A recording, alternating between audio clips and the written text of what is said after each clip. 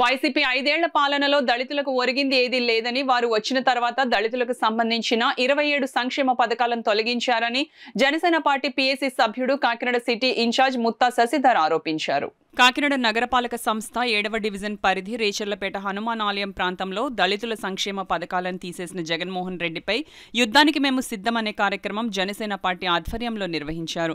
ఈ 21 రోజులు ప్రజలు జన సైనికులు కలిసి ఈ జగన్మోహన్ రెడ్డి పాలనని అంతం చేయడానికి పోరాటం చేయాలన్నారు.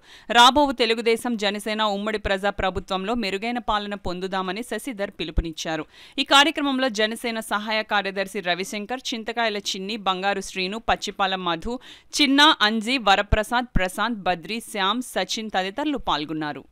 నా ఎస్సీ, నా ఎస్టీ, నా బీసీ అంటున్న జగన్మోహన్ రెడ్డి ఈవేళ కాకినాడలో రేచలపేటలో ఉన్న ప్రతి మహిళ, ప్రతి తల్లి, దళిత తల్లి నిన్ను దింపడానికి సిద్ధంగా ఉన్నామని చెప్తున్నారు.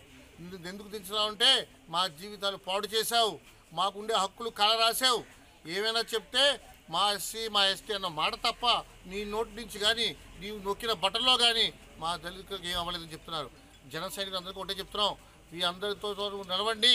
వచ్చే 21 రోజుల్లో వీళ్ళందరి సాయంతో జగన్మోహన్ రెడ్డి గారిని మనం దింపుదాం. కాకినాడలో జగన్మోహన్ రెడ్డి రాజ్యాన్ని అంతం చేద్దాం. దళితులకు అన్యాయం చేశారు, వాళ్ళ భూములు లాక్కున్నారు. ఆవేళ పిఠాపురం మహారాజు గారు ఎంతో అభిమానంగా ఇచ్చిన భూముల్లో కూడా ఎంతో భూ కబ్జాలు జరుగుతున్నాయి. ఒక్కరికి ఇల్లు ఇవ్వాల. రాష్ట్రంలో కాదు, కాకినాడలో దళితుల శంకుస్థాపన కాదు కదా, గృహప్రవేశాలు చేయలేని ద్వారంపూడికి ఇదే ఆఖరి ఎన్నికలు.